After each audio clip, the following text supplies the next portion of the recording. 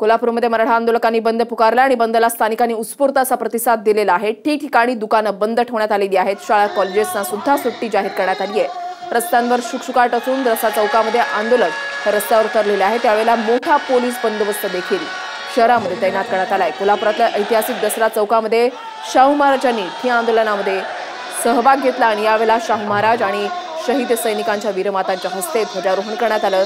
दसरा चौकात हजारो मराठा आंदोलक एकत्र आलेले आहेत। मालोजीराजे आणि राष्ट्रवादीचे खासदार धनंजय महाडिक यांनी यावेळेला आंदोलनामध्ये सहभाग घेतला।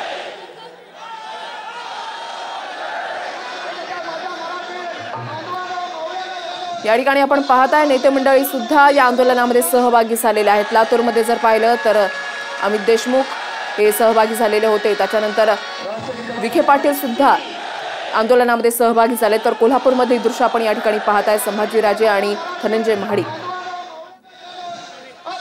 हे सुद्धा यामध्ये सहभागी झाल्याचं पाहायला मिळतंय। दसरा चौकामध्ये हजारो मराठा बांधव जे आहेत ते एकत्र आलेले आहेत आणि त्यांच्या हस्ते ध्वजारोहण या ठिकाणी करण्यात आलेलं आहे।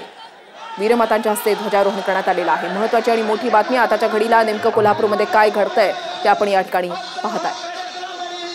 मालोजीराजे आणि धनंजय महाडिक यांची उपस्थिती आहे या ठिकाणी आणि त्यांच्या हस्ते वीरमातांच्या हस्ते या ठिकाणी ध्वजारोहण करून हे आंदोलन जे आहे ते दसरा चौकामध्ये केलं जात आहे। कोल्हापूरमध्ये दृश्य आपण या ठिकाणी पाहताय। दसरा चौकामध्ये या ठिकाणी मोठ्या संख्येनं मराठा समाज हा एकवटलेला आहे।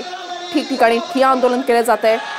गुरढोरं घेऊन काही ठिकाणी मराठा समाज जो आहे तो रस्त्यावर उतरल्याचं पाहायला मिळत आहे। महिलांचा समावेश आहे, लहान मुलांचा समावेश आहे, आबालवृद्धांचा या आंदोलनामध्ये सहभाग आहे।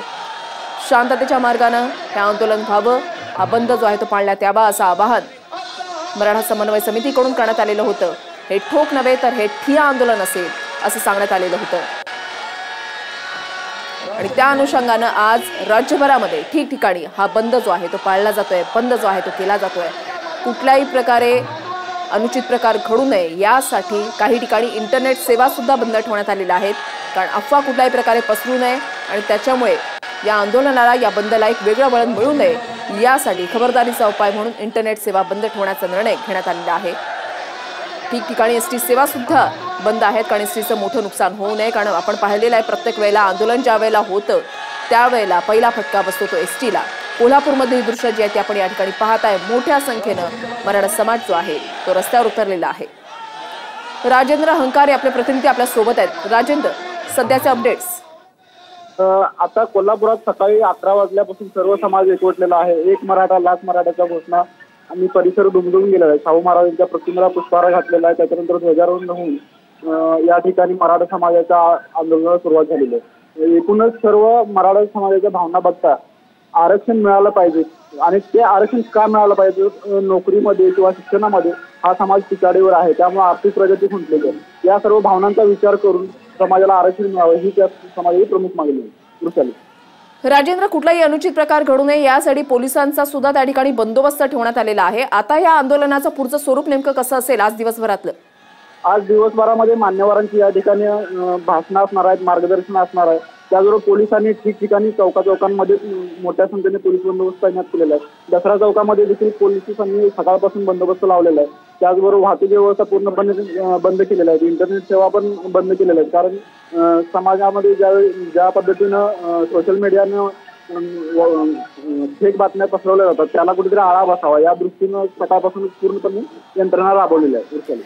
राजेंद्र, हा बंद पाहून काही ठिकाणी अत्यावश्यक सेवा ज्या आहेत त्या बंदमधून वगळण्यात आलेल्या आहेत। एसटी सेवा सुद्धा काही ठिकाणी बंद करण्यात आलेली आहे। शाळा कॉलेजेसना सुद्धा सुट्टी जाहीर करण्यात आलेली आहे। कोल्हापूरमध्ये नेमकी स्थिती काय?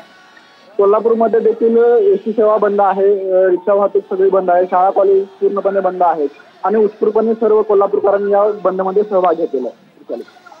इंटरनेट सेवा सुद्धा काही ठिकाणी बंद आहेत। कोल्हापूरमधली स्थिती काय?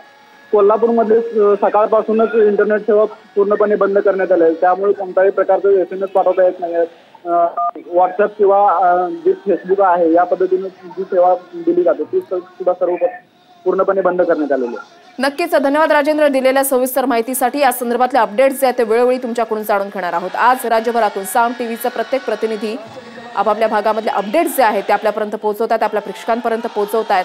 नेमकी स्थिती आज काय आहे, मराठा समाजाचं आंदोलन हे कशा पद्धतीने सुरू आहे, कोणत्या स्वरूपाचा आहे त्याची प्रत्येक अपडेट्स आपण साम टीव्हीवर या ठिकाणी पाहताय। सध्या आपण जे पाहताय ते कोल्हापूरमधली दृश्य आहेत।